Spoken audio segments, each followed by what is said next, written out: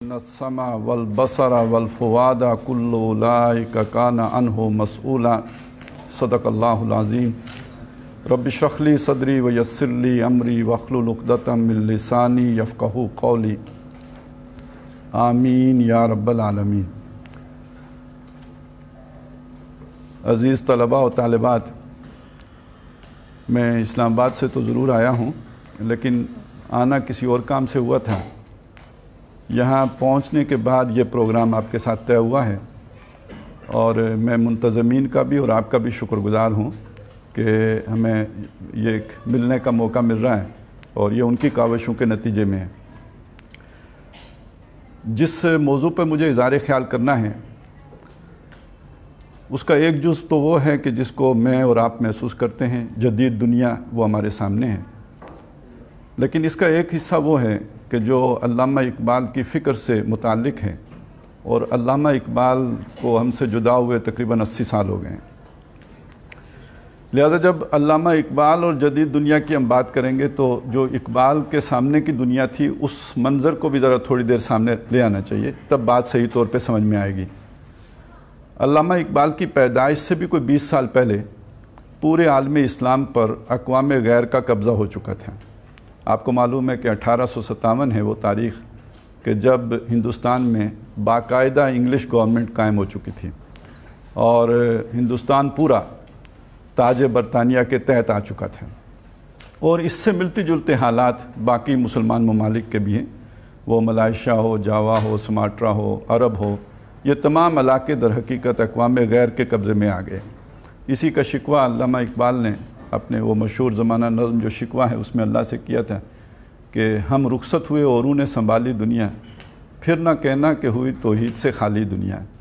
تو وہ دنیا جو محمد الرسول اللہ صلی اللہ علیہ وسلم نے مزین کی تھی اپنی 23 سالہ محنت کے نتیجے میں، وہ دنیا اب گویا نیست و نابود ہو چکی تھی، اس کے تار و پود بکھر چکے تھے۔ ایک نئی دنیا تھی جس میں علامہ اقبال نے آنکھ کھولی تھی۔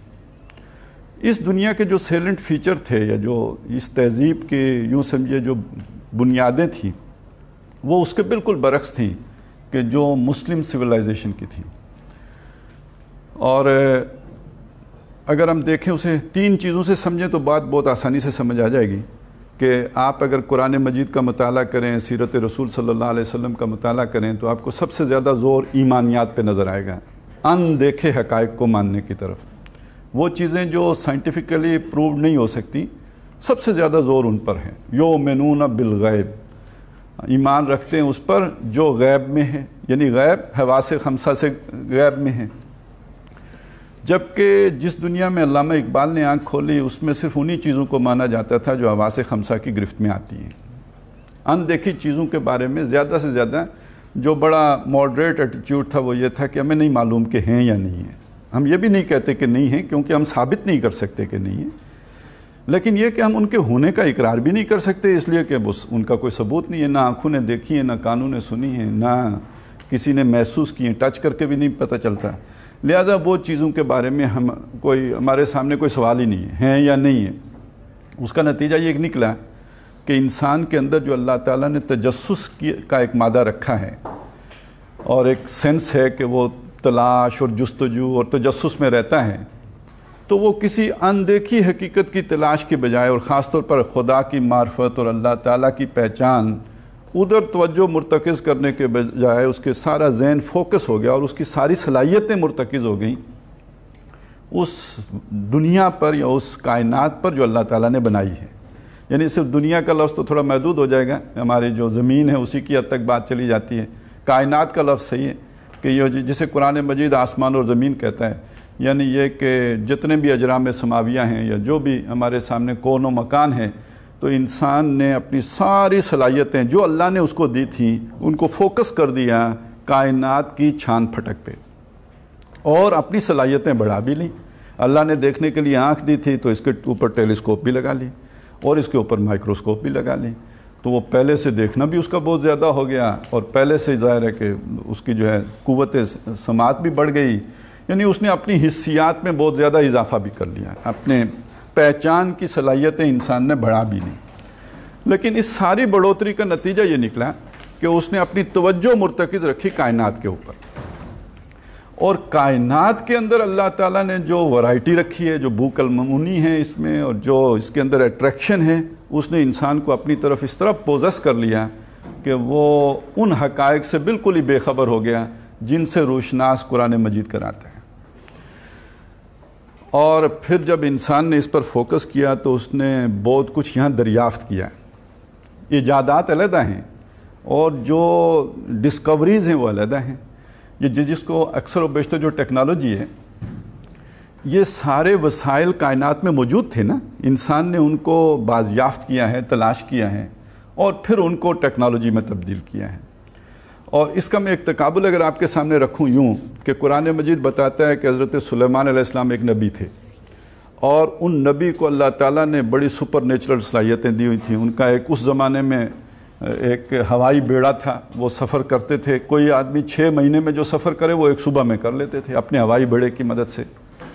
ان کے پاس غوطہ زن تھے جو سمندر میں غوطے لگاتے، وہ جنات تھے، اور بڑی بڑی وہاں سے جو ہے ہیرے جواہرات تلاش کر کے لاتے، بڑی بڑی بلڈنگیں بناتے ان کے لیے، وزنی چیزیں اٹھاتے۔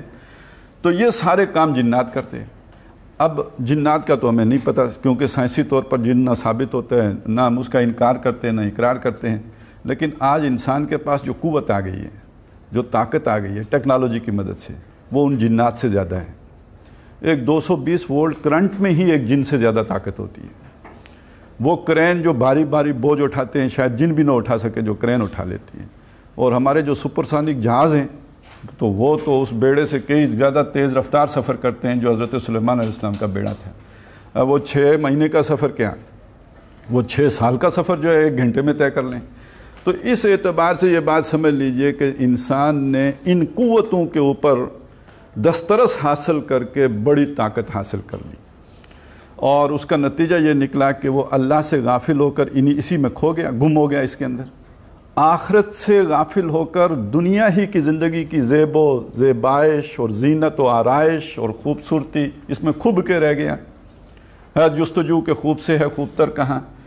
اور اس سے آگے بڑھ کر، ویسے تو میں جب یہ بات کہتا ہوں تو یہ بھی کہتا ہوں کہ اللہ تعالیٰ نے پہلے بھی دنیا کوئی کم خوبصورت نہیں بنائی تھی، لیکن جب انسان کے ہاتھ میں یہ چیزیں آئیں تو دنیا پہلے سے بھی زیادہ خوبصورت ہو گئی، اور اس کی اس خوبصورتی نے انسان کو کسی نئی خوبصورتی سے بالکل ہی لا تعلق کر دیا۔ یعنی اس کے اندر اب کوئی جنت کی خواہش، دنیا جنت بن گئی نا۔ آج جن لوگوں کے پاس وسائل ہیں ان میں وہ ساری نعمتیں ان کو میسر آ جاتی ہیں جن کے بارے میں ہم کل کا انسان تصور کرتا تھا کہ اسے جنت میں حاصل ہوں گی۔ تو اب دنیا جنت بن چکی ہے، اور اسی میں ایک مسئلہ اور کھڑا ہوا، اور وہ بہت اہم ہے۔ باقی چیزیں تو پھر بھی سمجھ آ جاتی ہیں۔ اب جس چیز کی طرف میں جا رہا ہوں، یہ تو اچھے بلوں کو، مذہبی لوگوں کو بھی جلدی جلدی بات سمجھ میں نہیں آتی۔ وہ یہ ہے کہ جو اللہ نے انسان کو بنایا تو اس میں 2 عالم جمع کیے۔ ایک عالم ہے ملکوتی عالم، نورانی عالم، یا آپ اسے کہیں فرشتوں والا ایک عمل، اور ایک ہے حیوانیت کی سطح۔ ہمیں یہ تو معلوم ہے کہ انسان حیوان جیسے ایکٹ کرتا ہے، تھوڑا ایوالوڈ حیوان ہے، لیکن ہے حیوانی، وہی انسٹنکٹس اس کی ہیں جو کسی اینیمل میں ہوتی ہیں، اور تقریباً تھوڑے سے فرق کے ساتھ باڈی بھی ویسی ہے، وہی 2 آنکھیں ادھر 2 آنکھیں ادھر، وہی 4 ٹانگیں وہاں ہوتی ہیں تو یہاں 2 ٹانگیں ذرا ایوولوشن کے نتیجے میں بازو میں بدل گئی ہیں، وغیرہ وغیرہ کر کے تو آپ دیکھیں تو کوئی بہت بڑا فرق نہیں ہے۔ اور اب تو نئی تحقیق تو یہ ہے کہ بعض حیوانات بھی سماجی رجحانات رکھتے ہیں، یعنی یہ صرف انسانی کا خاصہ نہیں ہے کہ وہ مل جل کے رہتا ہے، بلکہ بعض حیوانوں کے اندر بھی ایسی خاصیات پائی جاتی ہیں کہ وہ مل جل کر رہنا پسند کرتے ہیں۔ تو اس انسان کے اندر اللہ تعالیٰ نے اپنی روح میں سے بھی پھونکا ہوا ہے، وَنَفَخْتُ فِيهِ مِن رُوحِي، اس میں اپنی روح میں سے پھونک چکوں، اور اس روح کو نسبت اللہ نے اپنی ذات کی طرف دی ہے، مِن رُوحِي، اپنی روح میں سے پھونکوں۔ اس چیز سے انسان بالکل غافل ہو چکا، اور انسان سے مراد یہاں صرف کافر لوگ ہی نہیں ہیں، مسلمانوں کو بھی اس کا اتنا احساس نہیں رہا۔ اس کا نتیجہ کیا نکلا کہ ہمیں اپنی پیٹ کی ضرورتوں کو پورا کرنے کے لیے تو نئی سے نئی ڈشز ایجاد ہم کر لیتے ہیں، ان کی فکر بھی کر لیتے ہیں، یہ بھی معلوم ہمیں ہوتا ہے کہ جی سب سے اچھی مچھلی کہاں تلی جاتی ہے، لیکن یہ کہ اپنی روحانی ضرورتوں کو پورا کرنے کی طرف کبھی سوچتے ہی نہیں کہ بھئی میری روح کو بھی تو کسی غذا کی ضرورت ہے۔ اور اگر کبھی خیال آ بھی جائے تو اس کے لیے بھی ایک فلسفہ ہمارے پاس موجود ہے کہ موسیقی روح کی غذا ہے. تو موسیقی اصل میں روح کی غذا نہیں، کسی بدروح کی غذا ہوگی. روح کی غذا، روح آئی ہے اللہ کے پاس سے، روح کی غذا بھی اللہ کے پاس سے آئی ہے.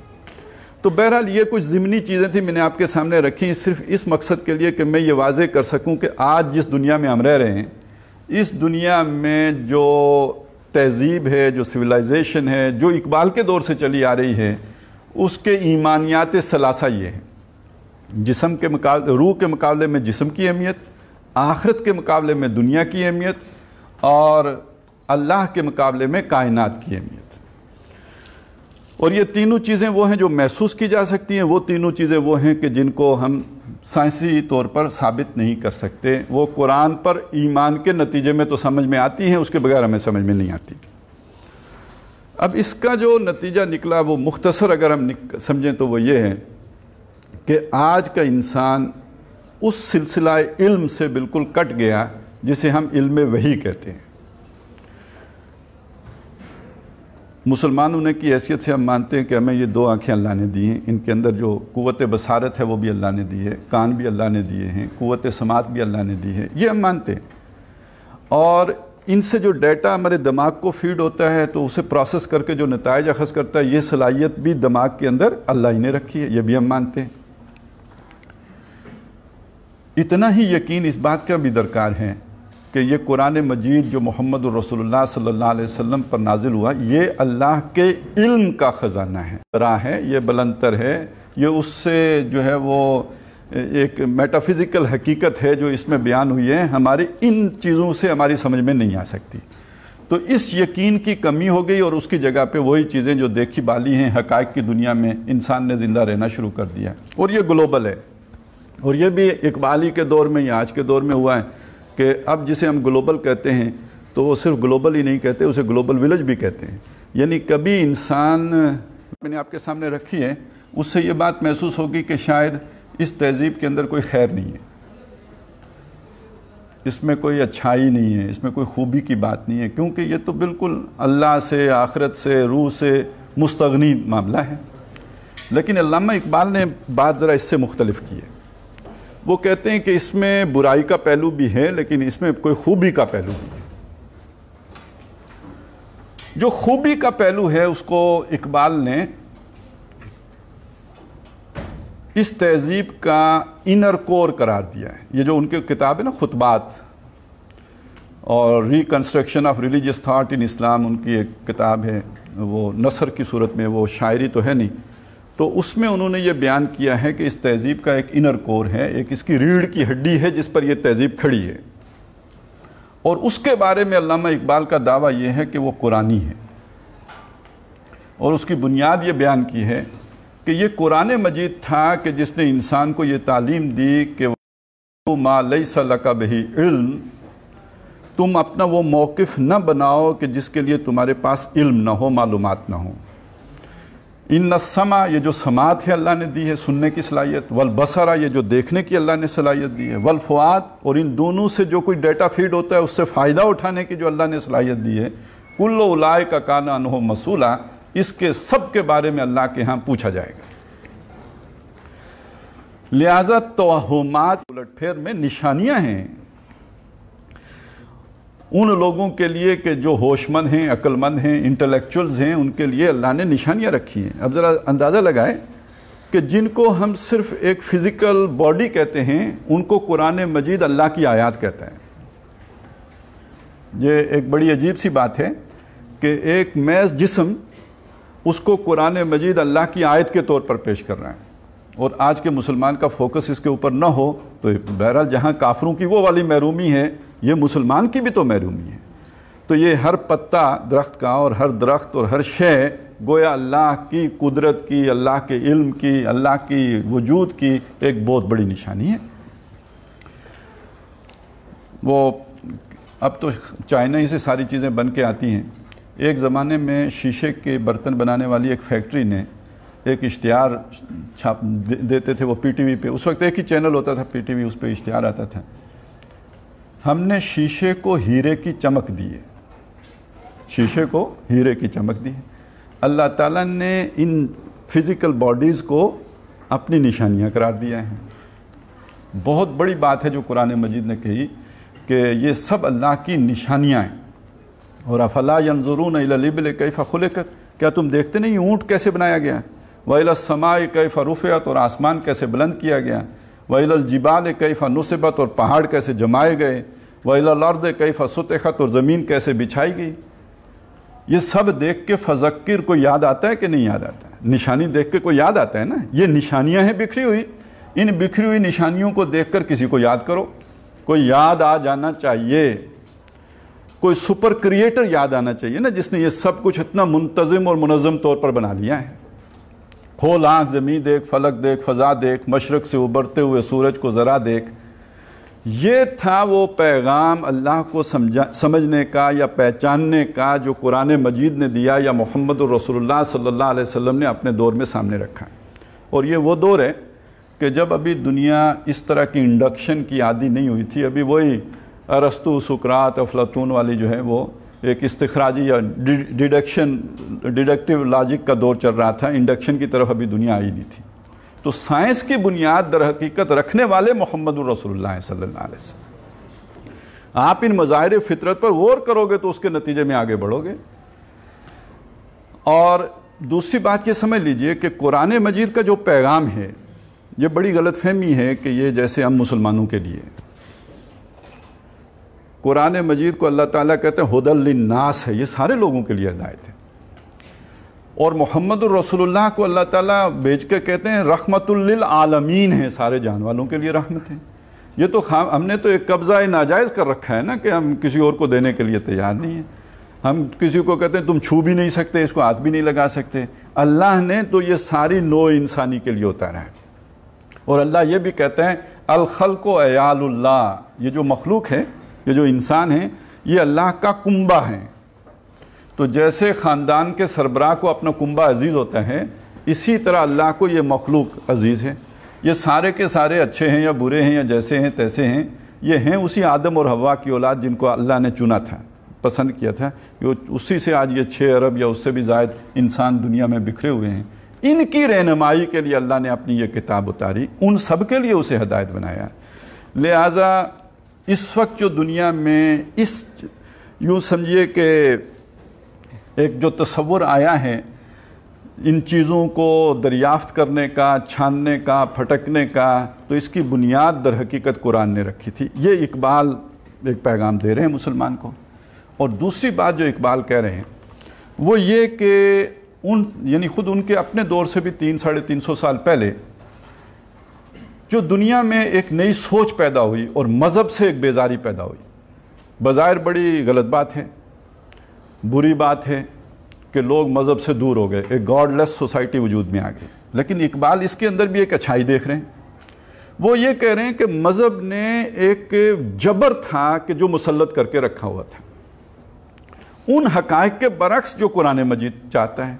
اس کی وجہ اصل میں یہ تھی کہ چونکہ عیسائیت کے اندر ترمیم کر لی گئی تھی، تبدیلی لے آئی گئی تھی، اور ایک اللاجیکل ایک ڈاگما بنا لیا گیا تھا کہ 1 میں 3 ہوتے ہیں، 3 میں 1 ہوتے ہیں۔ اب یہ بالکل اللاجیکل بات ہے، 1 میں 3 اور 3 میں 1 کا تصور یہ چل ہی نہیں سکتا تھا۔ آپ نے وہ عقیدہ تثلیث بنا تو لیا، اب اس کو ڈیفینڈ آپ ریشنلی کر نہیں سکتے، تو اس کے علاوہ آپ کے پاس کوئی چارہ نہیں ہے کہ آپ عقل کے آگے پردہ ڈال دو، آپ اس پر پابندی لگا دو، آپ اس کو روبہ عمل آنے ہی نہ دو۔ وہ جو غالب نے کہا کہ مگس کو باغ میں جانے نہ دینا کہ ناحق خون پروانے کا ہوگا، تو بالکل وہ صورت بنے گی اگر عقل کو آزادی ملی تو کل جو ہے ریلیجن جو ہے وہ کریٹیک پہ آ جائے گا۔ لہٰذا عقل کے اوپر پابندی لگا کے رکھ۔ تو جو ہم آج سنتے ہیں نا فلاں سائنسدان کو قتل کر دیا گیا، اس کو پھانسی دے دی گئی، یہ ہو گیا وہ ہو گیا، یہ مجبوری تھی ایک اللاجیکل ڈاگمے کو ڈیفینڈ کرنے کی۔ اس کے نتیجے میں پھر جب رد عمل آیا، انسانی فطرت جو ہے نا، قرآن مجید انسان کی فطرت کے قریب تر ہے، اس فطرت کے آگے جب بند باندھا گیا تو اس نے رد عمل شو کیا۔ اس رد عمل کا نام ہے رینائنسنس مومنٹ، اور اس کے نتیجے میں مذہب سے ایک بیزاری اور لا تعلقی، اور جو اہل مذہب سے بھی ایک بعد اور نفرت کا رویہ پیدا ہوا۔ اور پھر جب وہی تہذیب گلوبل ہوئی تو ہر مذہب رگڑے میں آ گیا، وہ اسلام بھی اسی لپیٹ میں آ گیا۔ تو علامہ اقبال یہ کہتے ہیں کہ اس کا جو انر کور ہے وہ بالکل اسلامی ہے اور قرآنی ہے.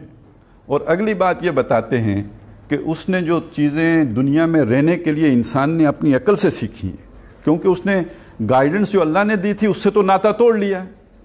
جو چیزیں دنیا میں جو اس وقت خیر ہے، کچھ بلائی ہے، تو انسان کو اللہ نے جو عقل دی تھی اسی کے بل پر ہے. اپنی تجربات سے انسان نے سیکھا. مثلاً ایک بادشاہی نظام ہوتا تھا، اس سے ایک ظلم پیدا ہوتا تھا. اس ظلم کے خلاف انسان کی فطرت ابا کرتی، بغاوت کرتی ہے. اس بغاوت کے نتیجے میں ایک نیا نظام اس نے پیدا کیا اپنی سوچ سے، جسے ہم ڈیموکریسی کہتے ہیں. پھر پتہ یہ چلا کہ اس کے اندر بھی بڑا ظلم ہے. یہ کہنے کو آزادی ہے، حقیقت میں سرمایہ داروں کی آمریت ہے. جس کے پاس پیسہ ہوتا ہے وہی ہیلے بہانے سے، طور طریقوں سے، ہتھ کنڈوں سے، میڈیا وار کے ذریعے سے رائے عامہ اپنے حق میں ہموار کر لیتا ہے اور ایک سرمایہ داروں کی آمریت مسلط ہو جاتی ہے. اقبال نے اسی لیے جو آج کل لوگ اقبال کو کوٹ کرتے ہیں جمہوریت کے مقابل، وہ اسی معنی میں ہوتا ہے. چہرہ روشن اندروں چنگیز سے تاریک تر، اور دیوے استبداد جمہوری قبا میں پائے کو، تو سمجھتا ہے کہ یہ آزادی کی ہے نیلم پری. یہ ساری باتیں جو اقبال نے کی ہیں وہ اس پہلو سے کی ہیں کہ جب یہ انسان نے یہ تجربہ کیا تو اس میں یہ خامی بھی نکل آئی. لیکن اس تجربے کے پیچھے جو انسان کی سوچ تھی کہ آزادی حاصل ہو، حریت فکر، یہ جو بادشاہوں کا جبر ہے اس سے نجات ملے، تو یہ بغاوت کا پیغام بھی تو قرآن نے دیا ہے. اور اس سیاسی عدل کی اسپرٹ بھی قرآن میں موجود ہے. وہ چاہتا ہے کہ یہ عدل آئے. اسی طرح معاشی مساوات، یہ بھی قرآن نے سکھایا. یسالونک ماذا ینفقون، یہ آپ سے پوچھتے ہیں کتنا خرچ کریں، قل العفو، ان سے کہیے کہ جو آپ کی ضرورت سے زائد ہے، جو سرپلس ہے، وہ سارا لگا دو اللہ کی راہ میں. اور کہاں لگانا ہے؟ باقی اپنے جو محرومین ہیں، جو پیچھے رہ گئے ہیں، جو ضرورت مند ہیں، جو احتیاج ہے، جن کی اپنی ضرورتیں، نیڈز جن کی پوری نہیں ہوتی، ان کے اوپر خرچ کرو. اور کوشش کرو کہ معاشرے میں ایک ہی سطح کے اوپر زندگی بسر ہو، اونچ نیچ کے تصورات ختم ہو جائیں. اور یہ والنٹیئرلی ہونا چاہیے، کسی جبر کے نتیجے میں نہ ہو، انسان اپنی مرضی کے ساتھ کر رہا ہو. یہ وہ تعلیم تھی جو محمد رسول اللہ صلی اللہ علیہ وسلم نے دی. نو انسانی اسے بھول بیٹھی. اس رینائنسنس مومنٹ کے نتیجے میں پھر وہ سوال کھڑا ہوا، انسان نے ایک تجربہ کیا لیکن ناکام ہو گیا، پوری طرح کامیابی نہیں ملی. لیکن فطرت تو اپنی جگہ پہ خواہش مند ہے کہ وہ شے حاصل ہو. اس کا رد عمل ہے جو کمیونزم کی صورت میں ظاہر ہو. کمیونسٹ ریولوشن، وہ تو یہی چاہتے ہیں نا، مساوات ہو جائے سب لوگوں کے درمیان. اس مساوات کو پیدا کرنے کے لیے ایک نیا انقلاب برپا کیا. پتہ چلا اس میں بھی خامیاں ہیں کہ وہ ون پارٹی ڈکٹیٹرشپ آ گئی. معاشی مساوات تو آ گئی لیکن سیاسی حریت ہاتھ سے چلی گئی. فیصلے کرنا پریزیڈیم کا کام ہے، ایک خاص گروپ ہے وہ فیصلے کرتا ہے. فیصلہ سازی میں لوگوں کو شریک نہیں کیا جاتا. اور اس ایک ون پارٹی ڈکٹیٹرشپ ہے، ایک گروپ کی آمریت ہے جو مسلط ہو گئی. یہ انسانی فطرت کے خلاف ہے. اب ایک نیا سنتھیسس ہوا. یہ ایک تھیسس تھا، اس کا اینٹی تھیسس کمیونزم کی صورت میں آیا. پھر ایک سنتھیسس ہوا اور یہ سوشل ڈیموکریسی، یہ جو اسکینڈینیوین کنٹریز میں ہے، اب اس کا دور آ گیا. اس کا مطلب کیا تھا کہ جمہوریت کی خوبیاں لے لو اور ادھر سے کمیونزم کی خوبیاں لے لو، ان دونوں کو مرج کرو اور نئی بلینڈنگ کر کے ایک نیا نظام بناؤ. اور اس وقت دنیا میں نظام ہے آج بھی جو سب سے اوپر ہے وہ یہ ہے. اور ویسے اگر آپ دیکھیں تو قائد اعظم بھی ایک سوشل ڈیموکریٹ ہی تھی. اور ہمارے ہاں جس دوسرے آدمی نے اس چیز کا دعویٰ کیا تھا وہ ذوالفقار علی بھٹو تھے. تو بہرحال یہ ایک وہ چیز تھی کہ جسے علامہ اقبال یہ کہتے ہیں کہ یہ غیر قرآنی چیزیں نہیں ہیں. اگرچہ خالص مذہبی نقطۂ نظر سے دیکھیں تو یہ ایک باغیانہ تصور نظر آئے گا، کیونکہ ہمارے دور میں بھی ساری نو انسانی کو بادشاہوں کے ظلم سے نجات دلا دی. لیکن یہ کہ اس سے آگے انسان بہرحال سر پھٹکتا پھر رہا ہے، اسے منزل ابھی نہیں ملی. لیکن یہ جو ساری روشنی آئی تھی، اقبال نے اپنے 2 شعروں میں اس روشنی کے اوپر ایک تبصرہ کیا ہے. وہ کہتے ہیں کہ ہر کجا بینی جہان رنگ و بو. یہ جو ہمارے سامنے یہ جہان ہے، یہ جو رنگ و نور کا جہان، اس میں جو کچھ بھی تم دیکھ رہے ہو، کوئی خوبی، خیر، بلائی، اچھائی، آنکھ از خاکش بے روید آرزو، یہ سب کے سب محمد الرسول اللہ صلی اللہ علیہ وسلم کی خاک سے اس نے نمو پائی ہے. اس کو روشنی یہ ساری وہاں سے اصل میں اخذ شدہ ہے جو محمد الرسول اللہ کی تعلیمات ہیں. اور یہ بھی کہ یا تو یہ نور مصطفیٰ سے مستعار ہے، ادھار لی ہوئی ہے حضور صلی اللہ علیہ وسلم کی روشنی سے، یا ہنوز اندر تلاش مصطفیٰ یا انسان آج بھی محمد الرسول اللہ کی تلاش ہی میں سرگرداں ہے. جانتا نہیں ہے. ویسے آج آپ کو پتہ ہے کارٹون بھی چھپتے ہیں حضور کے، لیکن وہ جو عدل کی خواہش ہے انسان کے دل کے اندر، تو اس عدل والا نظام تاریخ انسانی میں سوائے محمد الرسول اللہ نے اور کسی نے قائم ہی نہیں کیا. تو در حقیقت عدل کو پا لینا محمد الرسول اللہ کو پا لینے کے مترادف ہے. تو یہ انسان در حقیقت محمد الرسول اللہ ہی کی تلاش میں ہے. بات وہی ہو گئی کہ محمد سب کے رسول ہیں، قرآن سب کا کے لیے ہدایت نامہ ہے، اور یہ فطرت انسانی کے قریب تر ہے. لہٰذا انسان در حقیقت اسی کی جستجو میں ہے، ابھی اسے صاف پہچان نہیں پا رہا. اس عدم پہچان کی وجہ سے یہ بودھ ہے اور دوری ہے اور نفرت ہے. یہ اقبال کی سوچ ہے. لیکن جو دنیا اقبال کے سامنے تھی اور جس میں یہ خوبیاں پیدا ہو گئی تھیں، اس پر اقبال تنقید بھی کرتے ہیں. اور اس تنقید کا بہت اہم تر حصہ یہ ہے کہ اس نے انسان کو اللہ سے، آخرت سے، رسالت سے کاٹ دیا ہے. یوں سمجھیے کہ ایک حصے کو اقبال مانتے ہیں کہ یہ ٹھیک ہے اور دوسرے حصے کو ماننے کے انکاری ہیں. یہ جو دوسرا جس کا انکار کرتے ہیں، اس کو علامہ اقبال کہتے ہیں یہ اس تہذیب کا، اس سویلائزیشن کا ڈیزلنگ ایکسٹیریئر ہے. ایک اس کا انر کور ہے، اسے کہتے ہیں قرآنی ہے. وہ جذبہ آزادی ملے، وہ جذبہ مساوات ہو، وہ جذبہ کہ انسانوں کے درمیان اونچ نیچ کے تصورات ختم ہو جائیں، یہ قرآنی ہے. لیکن اس کے نتیجے میں جو نظام بنا ہے، چونکہ اس میں انسان مجرد انسانی عقل کار فرما ہوئی ہے، اس نے قرآن سے اور ہدایت نہیں لی یا الہامی ہدایت کو نہیں مانا. اس کا نتیجہ یہ نکلا ہے کہ یہ جو ڈیزلنگ ایکسٹیریئر ہے، جو چکا چوند کر دینے والی روشنی ہے، نظر کو خیرہ کرتی ہے چمک تہذیب حاضر کی، یہ صنائی مگر جھوٹے نگوں کی ریزہ کاری ہے. اس کے اندر جو ہے وہ فریب ہے، دجل ہے، ڈسیپشن ہے. ہم سمجھتے ہیں کہ یہ یوں ہے، یہ ایسا ہے نہیں، یہ دھوکہ ہے، فریب ہے. ہماری اس خواہش کو، عدل کی خواہش کو ایکسپلائٹ کیا گیا ہے. یہ وہ تصویر نہیں ہے کہ جو ہم چاہتے ہیں کہ سامنے آئے. چنانچہ پھر وہ دعویٰ کرتے ہیں کہ یہ تہذیب چلے گی نہیں، یہ ناکام ہو جائے گی. اور یہ بھی کہتے ہیں کہ جو شاخ نازک پہ آشیانہ بنے گا ناپائیدار، تمہاری تہذیب اپنے خنجر سے آپ خودکشی کرے گی، جو شاخ نازک پہ آشیانہ بنے گا ناپائیدار ہوگا. ایک دعویٰ اور بھی کرتے ہیں، آسماں ہوگا سحر کے نور سے آئینہ پوش. یہ تہذیب تو ختم ہوگی، پھر کیا ہوگا؟ آسماں ہوگا سحر کے نور سے آئینہ پوش، اور ظلمت رات کی سیما پا ہو جائے گی. پھر دلوں کو یاد آ جائے گا پیغام سجود، پھر جبیں خاک حرم سے آشنا ہو جائے گی.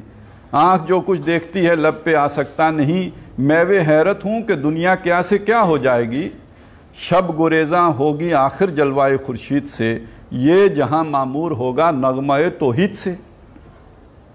میں نے جو بات شروع کی تھی، اقبال کا ایک گلہ تھا اللہ سے کہ ہم رخصت ہوئے اوروں نے سنبھالی دنیا، پھر نہ کہنا ہوئی توحید سے خالی دنیا. اور آخر میں اقبال پیشن گوئی کیا کر رہے ہیں کہ یہ جہاں معمور ہوگا نغمہ توحید سے. تو معلوم ہوا کہ اقبال کا دعویٰ یہ ہے کہ در حقیقت انسانیت یہ سفر طے کرتے کرتے کرتے بالآخر محمد الرسول اللہ کے قدموں تک پہنچ جائے گی. اب ہم نے جس دور میں اور آپ ہیں، اور اب اقبال کو گزرے بھی 80 سال ہو گئے، یہ دعوے گزرے بھی 80 سال ہو گئے. اب ہم دیکھتے ہیں خاص طور پہ تو اقبال کے بعد اس چیز کی طرف جو پیش رفت ہوئی. 1938 میں آپ فوت ہوئے، 1947 میں ایک ملک بنتا ہے، اور وہ بنتا ہے اسلام کے نام پر، دو قومی نظریے کی بنیاد پر. ایک ایسے دور میں کہ جب پوری دنیا میں نیشنلسٹ سٹیٹس وجود میں آ رہی ہیں، یعنی رنگ کی بنیاد پر، نسل کی بنیاد پر، زبان کی بنیاد پر قوم بنتی ہے. ایک قوم، اقبال کی قوم، اٹھ کر کہتی ہے کہ ہم اس میں سے کسی بنیاد کو نہیں مانتے، ہم کلمے کی بنیاد پر قوم بنتے ہیں. یہ ایک بڑی اجنبی آواز ہے، اور آپ سمجھ سکتے ہیں کہ یہ حقائق سے کٹی ہوئی ایک رومانویت والی آواز ہے. اور دنیا اسے مان نہیں سکتی تھی، قبول نہیں کر سکتی تھی، لیکن بہرحال یہ آواز اتنی زوردار تھی کہ اس وقت کی دو عظیم قوتوں کے مقابل کامیاب ہو گئی، ہندو اور جو انگریز، ان دونوں کی خواہشات کے برعکس ایک ایسی ریاست وجود میں آ گئی جس کے ہم شہری ہیں۔ میرے عرب کو آئی ٹھنڈی ہوا جہاں سے، میرا وطن وہی ہے، میرا وطن وہی ہے۔ مختلف اپس اینڈ ڈاؤنز کے بعد بہرحال وہ ریاست آج ایک ایٹمی پاور بھی ہے، میزائل ٹیکنالوجی کی حامل بھی ہے، اور بہت سے مسلمان ممالک جب خاک و خون میں غلطیدن ہو چکے تب بھی بہرحال کسی نہ کسی درجے میں اپنا وجود برقرار رکھے ہوئے۔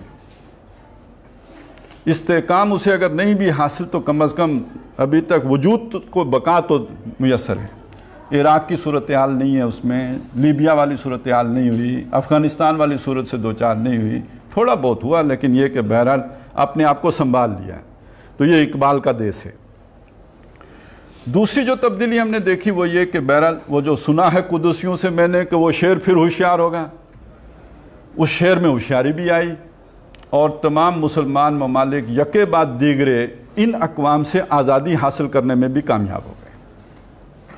لیکن یہ آزادی جو ہی حاصل ہوئی ہے اس کے ساتھ ہی ایک نئی قسم کی غلامی آئی جو اقبال کے دور میں نہیں تھی، اور یہ غلامی ہے عالمی مالیاتی اداروں کی غلامی۔ آئی ایم ایف ہے، ورلڈ بینک ہے، اب ان کو آ کے یہاں حکمرانی کرنے کی ضرورت نہیں ہے، ہمیں پیسے کی ضرورت ہوتی ہے، ان کے پاس جاتے ہیں، وہ کہتے ہیں بابا یہ کام کر دو پھر ہم پیسے آپ کو دے دیں گے۔ یہ نئی دنیا ہے، ایک نئی قسم کی غلامی ہے، نئی سنہری زنجیریں ہیں جن میں انسان جکڑا گیا ہے، اور مسلمان بھی جکڑے ہوئے ہیں۔ اور دوسری طرف ہم یہ دیکھتے ہیں کہ جہاں ان کے معاشی مفادات کو چیلنج کیا جاتا ہے تو وہاں پھر حملے بھی ہو جاتے ہیں، لڑائیاں بھی ہو جاتی ہیں، اور ملک طے و بالا بھی کر دیے جاتے ہیں، اور مسلمان ممالک بہت زیادہ جو ہے اس چیز سے، اس فساد سے دوچار بھی ہیں۔ اور اس خاص طور پہ 21ویں صدی جو شروع ہوئی ہے تو اس میں ہم نے دیکھا کہ عراق، اور اس سے پہلے افغانستان، پھر عراق، پھر اب پورا عالم عرب داؤ پہ لگا ہوا ہے، یعنی عالم عرب میں وہ سارا اب حالات بن چکے ہوئے ہیں کہ جو کچھ عراق میں ہوا وہ پورے عرب میں ہو جائے۔ اور معلوم ایسا ہوتا ہے کہ ایک بہت بڑی تباہ کن جنگ کے دور میں ہم داخل ہو چکے ہیں۔ اور اس میں ایک چیز اور بھی ہے کہ 20ویں صدی کے اختتام پر روس ختم ہو گیا تھا، لیکن اب روس پھر انگڑائی لے کے کھڑا ہو رہا ہے، اور ایک جو اتحاد بنتا نظر آ رہا ہے بظاہر وہ روس، چائنا اور اس کے ساتھ ایران اور پاکستان کا تو ہمارا اتنا جلدی نہیں پتہ لگتا، ہم تو آخری وقت میں آخری اوور میں جیتتے یا ہارتے ہیں، تو ہمارا بھی کوئی نہیں پتہ ہم سعودی عرب کی طرف جاتے ہیں یا اس طرف جاتے ہیں۔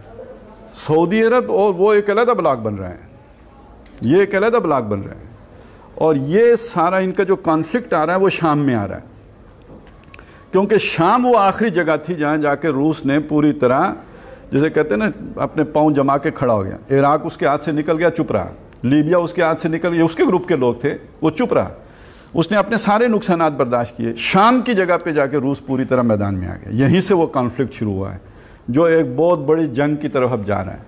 اب اگر یہ جنگ ہو جاتی ہے، آیا یہ عرب کی حد تک محدود رہے گی، یا یہ کہ اس سے آگے کہیں پوری دنیا کی سطح پر، اور انسان کے پاس اب اتنے وسائل تو آ گئے ہیں کہ اس تہذیب کا جنازہ نکال دے۔ تو اقبال کے دور اور آج کے دور میں جو فرق سامنے آیا ہے وہ یہ کہ بظاہر ایسا لگتا ہے کہ یہ دنیا تو اب خاتمے کی طرف جا رہی ہے، تباہی کی طرف جا رہی ہے، ہلاکت کی طرف جا رہی ہے، بربادی کی طرف جا رہی ہے، اور اگر وہ جنگ ہو جاتی ہے تو اس پورے جو بھی ہم نے اچیومنٹس کی ہیں یہ سب کی تہ لپیٹ دی جائے گی، تہ و بالا ہو جائے گی، سب ختم ہو جائے گا، یہ رونق ساری ماند پڑ جائے گی، اور یہ سارے وسائل جو ہیں ہم خود اپنے ہاتھوں سے چکنا چور کر دیں گے، اور حالات وہ بن چکے ہیں کہ شاید وہ ہو کے ہی رہے۔ تو یہ در حقیقت اقبال کی سوچ سے بظاہر ایک بڑی مختلف بات نظر آتی ہے، لیکن یہ کہ ہم اگر اقبال کی ایک نظم کو دیکھیں ہے وہ بڑی چھوٹی، ذرا ایک مزاحیہ سا انداز، ظریفانہ انداز ہے اس میں کہ ہم مشرق کے مسکینوں کا دل مغرب میں جا اٹکا ہے۔ وہ آج ہر آدمی کی سوچ تو ادھر ہی ہے نا، مغرب کی طرف ہم دیکھتے ہیں، ہم مشرق کے مسکینوں کا دل مغرب میں جا اٹکا ہے، وہاں کنٹر سب بلوری ہیں، یہاں ایک پرانا مٹکا ہے۔ ہمارے فیشن، ہمارے طور طریقے پرانے ہو گئے ہیں۔ ہم کہتے ہیں یہ جی بڑی اس کے اندر یہ پریمیٹیو ایج کی باتیں ہیں، اور مغرب ہے جہاں سے نئی چیزیں پیدا ہو رہی ہیں۔ ہم نے دیکھا ہے کہ فیشن میں الجھ کر اکثر تم نے اسلاف کی عزت کے کفن بیچ دیے، نئی تہذیب کی بیرو بہاروں کے عوض اپنی تہذیب کے شاداب چمن بیچ دیے۔ یہ صورتحال ہے۔ اسی نظم میں آگے چل کے وہ کہتے ہیں کہ اس دور میں سب مٹ جائیں گے، ہاں باقی وہ رہ جائے گا جو قائم اپنی راہ پہ ہے اور پکا اپنی ہٹ کا ہے۔ تو معلوم ہوا کہ ہمیں ان آنکھوں سے تو نظر نہیں آتا آج کی دنیا میں کہ اقبال کا وہ خواب پورا ہوگا کہ اس تہذیب کا جنازہ نکلے اور وہ یہ چمن معمور ہو نور توحید سے۔ ان آنکھوں سے نظر نہیں آیا، حقائق کی دنیا میں نہیں آئے گا۔ میں ابھی 2 دن یہاں پہ رہا ہوں لاہور میں، آپ کے یہاں کے شہر کے جو سمجھدار لوگ ہیں، پڑھے لکھے لوگ ہیں، جن لوگوں سے ملاقات ہوئی تو انہوں نے کہا یہ 20ویں صدی کی رومانویت تھی کہ جس میں کسی انقلاب کی بات ہوتی تھی، اور تا خلافت کی بنا دنیا میں ہو پھر استوار، لا کہیں سے ڈھونڈ کر اسلاف کا قلب و جگر، اور منہاج نبوت پہ جو قائم ہو خلافت اس دور سیاست کی یہی ایک دوا ہے۔ یہ پچھلی صدی کی باتیں تھیں۔ 9/11 کے بعد اب اس کی کوئی گنجائش باقی نہیں رہی، امپاسبل۔ تو بات یہ ہے کہ ایک مسلمان ہونے کی حیثیت سے ہمیں ماننا کیا ہوتا ہے کہ کوئی شے، کوئی عمل، کوئی فعل نہیں ہوتا جب تک کہ اللہ کا اذن نہ ہو۔ پتا بھی جنبش نہیں کرتا جب تک کہ اللہ نہ چاہے۔ تو جیسے ان اندیکھے حقائق کو ماننا مشکل ہے، ایسے ہی ان اندیکھی پیشن گوئیاں جو ہمیں نہیں معلوم، ہمارے تجزیے میں جو پوری ہوتی نظر نہیں آتی، ان کا یقین کرنا پڑتا ہے۔ مثلاً یہ کہ دوبارہ جی اٹھیں گے، ہم نے دیکھا ہے، مرنے کے بعد پھر جئیں گے، کوئی تجربے سے تو نہیں گزرا، نہ گیا ہوا کوئی واپس آیا جس نے آ کے ہمیں بتایا ہو۔ ہم مانتے ہیں، ایمان بالغیب رکھتے ہیں۔ اسی طرح سمجھ لیجئے کہ یہ بھی ماننا کہ یہ دور لپٹ کے واپس وہاں جائے گا جس کے لیے کہ اللہ تعالیٰ نے محمد رسول اللہ صلی اللہ علیہ وسلم کو بھیجا ہے، چونکہ قرآن مجید اس کی پیشن گوئیاں کر رہا ہے، احادیث میں اس کی پیشن گوئیاں آئی ہیں، لہٰذا بظاہر اسباب یہ نہ بھی نظر آتا ہو تب بھی ہم مانیں گے۔ یہ ہے وہ اصل بات کہ جہاں تک معلوم ہوتا ہے کہ علامہ اقبال نے یہ بات کہی کہ اس دور میں سب مٹ جائیں گے، ہاں باقی وہ رہ جائے گا جو قائم اپنی راہ پہ ہے اور پکا اپنی ہٹ کا ہے۔ تو میرا پیغام آپ حضرات کے سامنے یہ ہے، طلباء کے سامنے، آپ نوجوان ہیں، آنے والے دور کا کوئی پتہ نہیں ہے کہ کب یہ ساری جو ہے نا ایک نیا منظر ہماری طرف ہمارے سامنے آن کھڑا ہو، اور اس میں شاید مایوسیاں بھی بہت گہری ہوں۔ بظاہر یہ لگے کہ اب ہمارے کوئی حال باقی نہیں رہا، لیکن یہ کہ جہاں مایوسی ہوتی ہے وہاں انسان کو امید وہ شے ہے کہ جو اسے موٹیویشن اور اس کو ایک حرکت اور ڈائنمزم عطا کرتی ہے۔ یہ چیزیں گویا آج ہمارے لیے علامہ اقبال امید کی ایک بہت بڑی کرن بن کے سامنے آتے ہیں۔ وہ ہمیں پیغام دیتے ہیں کہ جو بھی حالات ہوں بالآخر پلٹا کھائیں گے، اور یہ کہ اسلام غالب ہوگا، اور پوری دنیا میں یہ گلوبل جو آج ایک خواہش ہے نا، دنیا ایک ویلیج تو بن گئی، چودھری کا فیصلہ بھی نہیں ہوا، گاؤں تو بن گیا ایک، اس گاؤں کا چودھری کون ہوگا اس کا فیصلہ بھی نہیں ہوا۔ امریکہ بن کے بیٹھ گیا ہوا ہے لیکن ابھی بہت سے لوگوں نے تسلیم نہیں کیا۔ اور سماجی طور پر، سیاسی طور پر وہ کون سا سوشل آرڈر ہوگا جس کو دنیا مان لے؟ آپ خود بھی سوچ لیں، اگر قومیں نسل سے بنتی ہیں تو دنیا میں ایک نسل کے لوگ تو آباد نہیں ہیں کہ ایک قوم میں ڈل جائیں۔ اگر قومیں رنگ سے بنتی ہیں تو دنیا میں ایک رنگ کے لوگ تو آباد نہیں ہیں کہ اس ایک قوم بن جائیں۔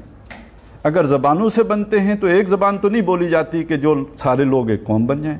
یہ کیا شے ہے کہ جو 6 ارب انسانوں کو ایک لڑی میں پرو سکتی ہے؟ وہ توحید کا نظریہ ہے، اور والدین حوا اور آدم کو اپنا باپ ماننے کا نتیجہ ہے کہ انسان ایک لڑی میں پرو سکتے ہیں، اور یہ پیغام محمد رسول اللہ کا ہے۔ لہٰذا وہ جو ہے نا کہ گلوبل ویلیج بنے اور اس کا ایک چودھری بھی بنے، ایک آرڈر بھی آئے، ایک سوشل آرڈر آئے نیا، وہ اسلام کے علاوہ اور کوئی فٹیسٹ ہی نہیں ہے، اور کوئی وہاں پہ اس جگہ پہ آ کے ضرورت پوری نہیں کر سکتا جو اس وقت دنیا میں فلاسفیز ہیں۔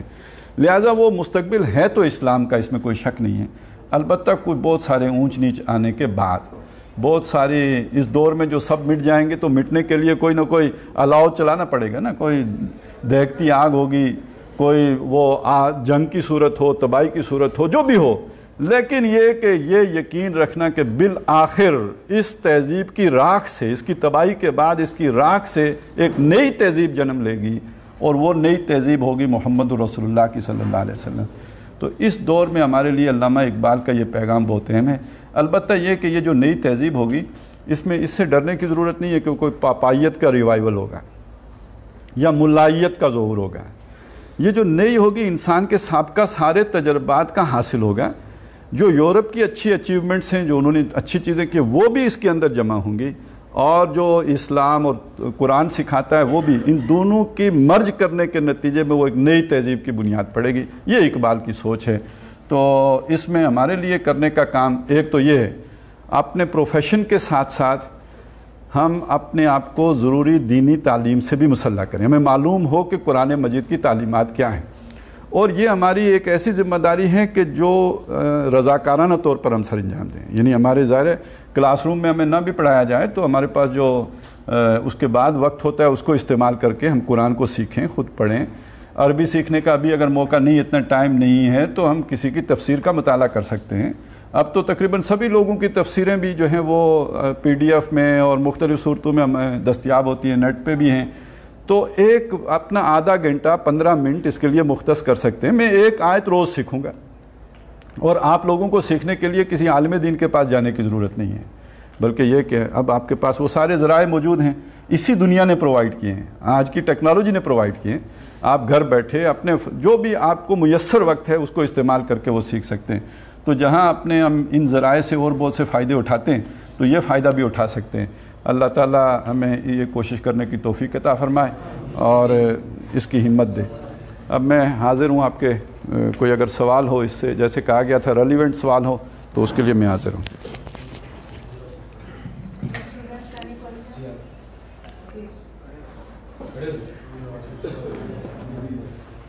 جی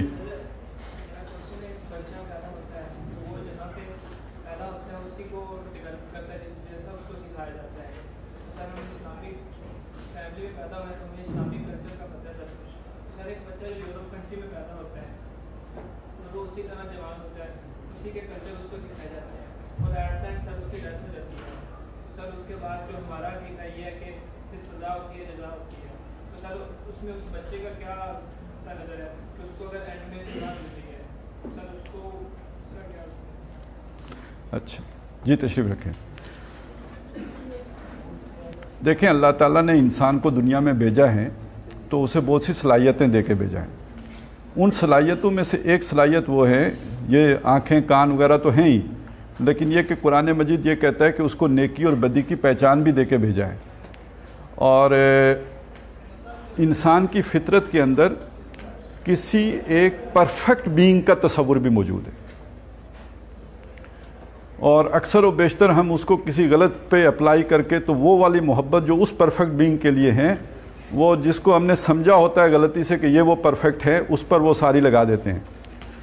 تو وہ جو اجمالی تصور ہے اس کے بنیاد پر بھی اس کا محاسبہ ہو سکتا ہے۔ یہ ضروری نہیں ہے کہ اس کے پاس کوئی نبی رسول کی تعلیمات ہی پہنچی ہوں، قرآن مجید ہی کی تعلیمات پہنچی ہوں۔ وہ جو نیکی اور بدی کا شعور ہے، امانت، دیانت، جھوٹ، سچ، یہ تو کامن ہے نا ساری نوع انسانی کے اندر۔ اور اس سے آگے یہ کہ جو بھی ایک اجمالی تصور انسان کو اللہ نے اپنا دے کر دنیا میں بھیجا ہے، اپنی معرفت کروا کے بھیجا ہے۔ جیسے میں نے آپ کو بتایا نا کہ یہ نشانیاں ہیں، نشانی دیکھ کر کون یاد آتا ہے؟ جس کو آپ جانتے ہوں۔ نشانی دیکھ کر اجنبی نہیں یاد آتا، نشانی دیکھ کر کوئی جانا پہچانا ہی یاد آتا ہے جسے آپ بھول گئے ہوں، جانتے ہوں مگر بھول چکے ہوں، وہ نشانی سے یاد آتا ہے۔ تو قرآن مجید کا تصور یہ ہے کہ اللہ کی پہچان ہر انسان کے دل میں موجود ہے، اور زندگی میں کوئی نہ کوئی مرحلہ ایسا آتا ہے کہ اس کی آنکھ کھل جاتی ہے، پھر اس کے بعد اس کے تعصبات اور مفادات کی پٹی ہے جو اس کی آنکھوں پر پڑ جاتی ہے۔ تو ہر انسان پر اتمام حجت کرنے کا سامان اللہ نے خود کر کے رکھا ہوا ہے، جس کی بنیاد پر اس کا محاسبہ ہو جائے گا۔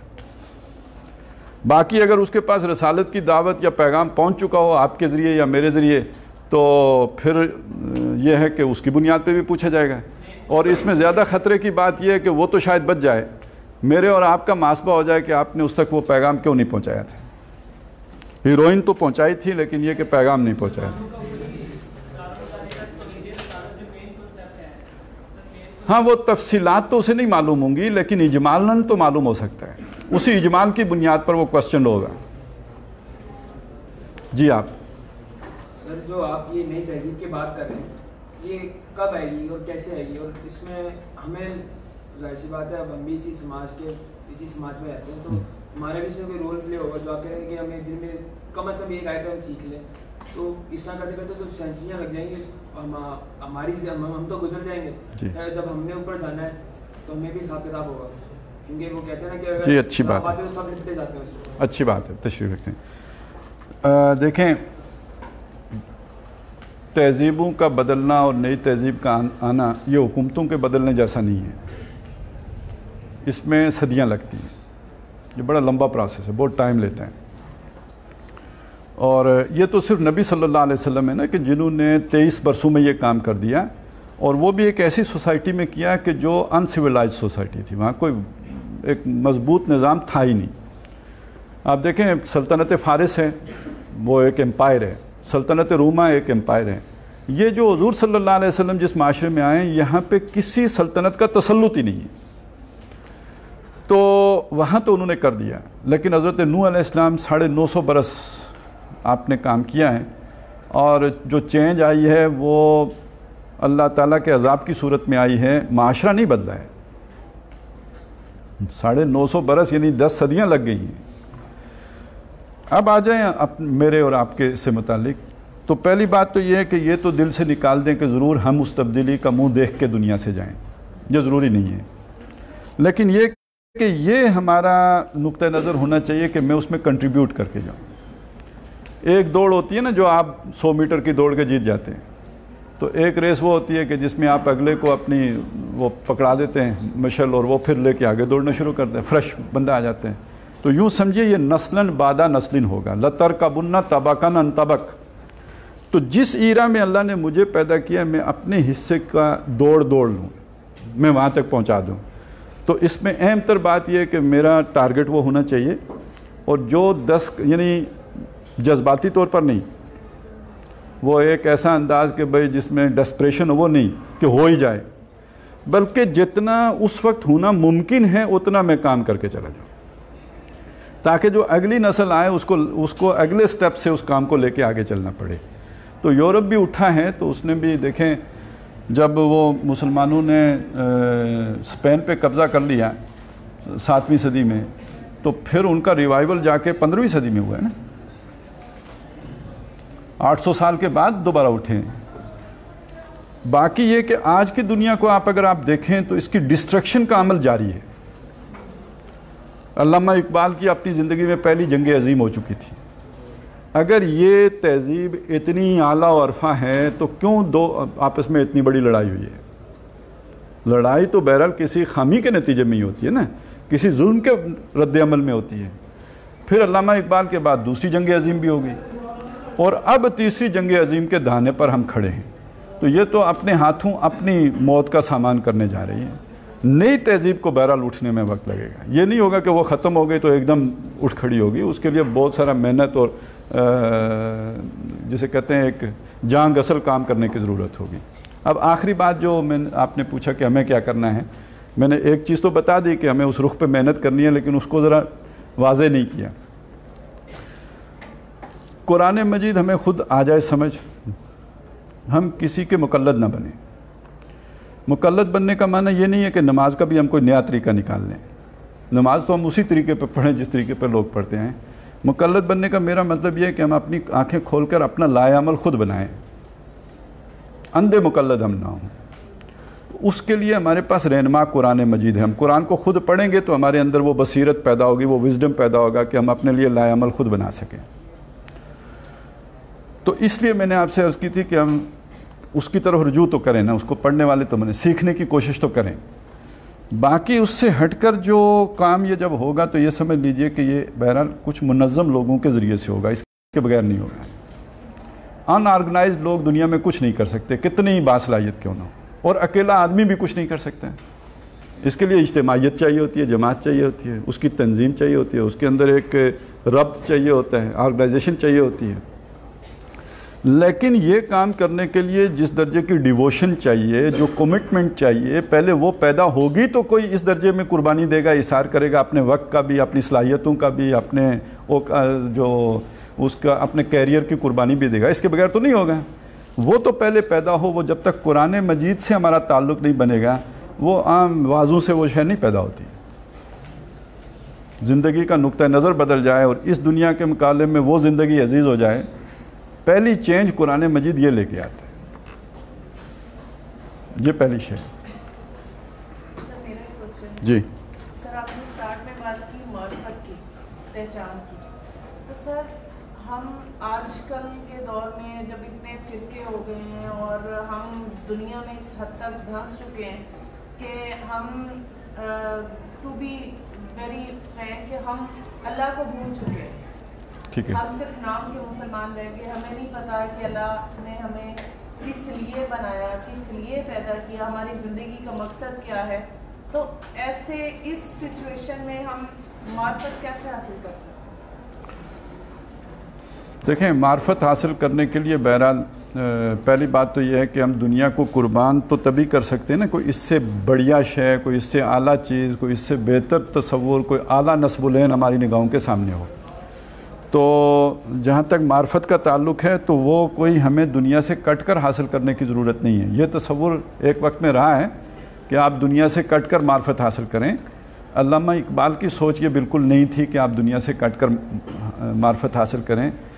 ان کی سوچ تو یہی ہے کہ یہ دنیا ہی معرفت کا بہت بڑا ذریعہ ہے۔ سر اس دنیا صرف میں نقطہ نظر کیسے تبدیل معرفت حاصل کر سکتے ہیں؟ صرف نقطہ نظر تبدیل کرنے کی ضرورت ہے کہ یہ جو جتنے بھی معاملات ہیں جو ہمارے تعلق ہی ہیں، ماں ہے، باپ ہیں، بھائی ہیں، یہ جو تعلقات ہی پر ہمیں غور کریں تو اللہ کی پہچان حاصل ہو جائے گی۔ ہم سرسری دیکھنے والے نہ ہوں چیزوں کو، ان کا تجزیہ کرنے والے، ان کی گہرائی میں اترنے والے بن جائیں۔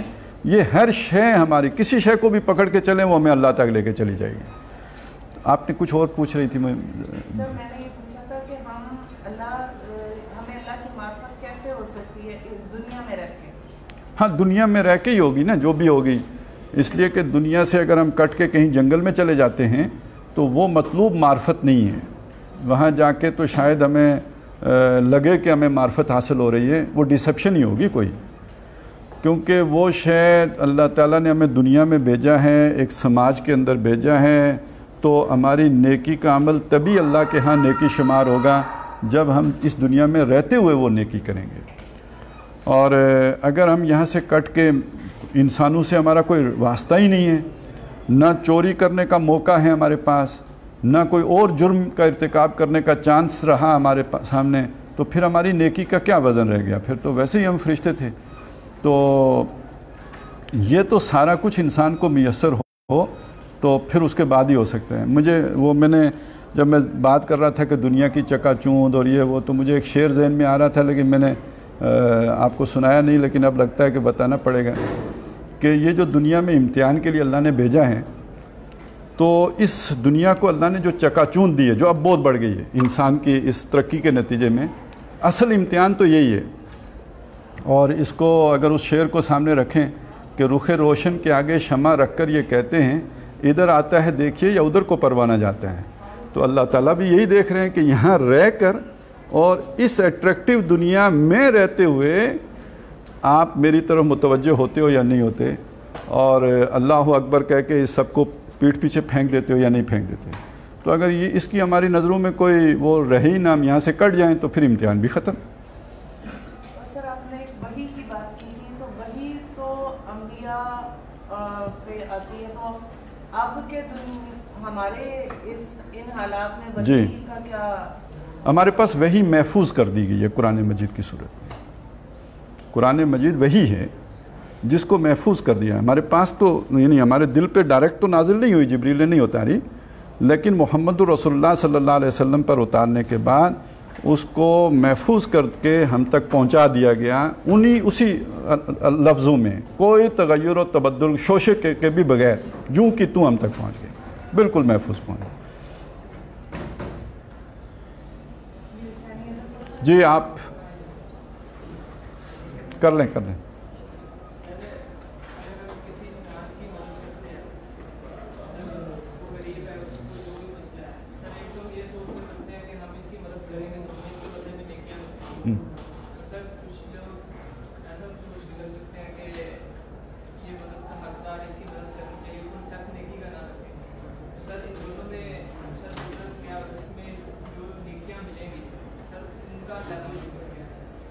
تشریف رکھیں۔ ویسے جو انسان کا نارمل ایکٹ ہے، تشریف رکھیں، اس کا جو نارمل بیہیویئر ہے اس میں اس کے کوئی بھی ایکشن ایسا نہیں ہوتا کہ جس کے پیچھے کوئی انٹینشن نہ ہو۔ اور اگر آدمی یہ سمجھتا ہے کہ میں بغیر انٹینشن کے کوئی کام کر رہا ہوں تو اس کی سمجھ کے اوپر سوالیہ نشان لگے گا۔ کوئی نہ کوئی تو ضرور ہوتی ہے۔ اور جو بالعموم یہ کہتے ہیں کہ جی ہم نیکی کا خیال رکھے بغیر یہ کام کر رہے ہیں، تو آخر دیکھیں کون سا کام ہے جو بغیر کسی موٹیویشن کے ہو، بغیر کسی تحریک کے ہو، بغیر کسی قوت محرکہ کا ہو، اس کے پیچھے کوئی انسینٹیو نہ ہو۔ یہ تو انسان کا نارمل بیہیویئر ہی نہیں ہے، کوئی نہ کوئی انٹینشن لازمی ہوتی ہے۔ سوری، ایک لاسٹ کوشچن سر، مجھ سے کسی نے یہ پوچھا تھا کہ انما الاعمال بالنیات، جی، اعمال کا دار و مدار نیتوں پر ہے۔ اب اگر نیت ہماری ٹھیک ہے لیکن عمل غلط ہے تو اس کے بارے میں آپ کیا کہتے ہیں؟ یہ تو بڑا نازک سا مسئلہ ہے۔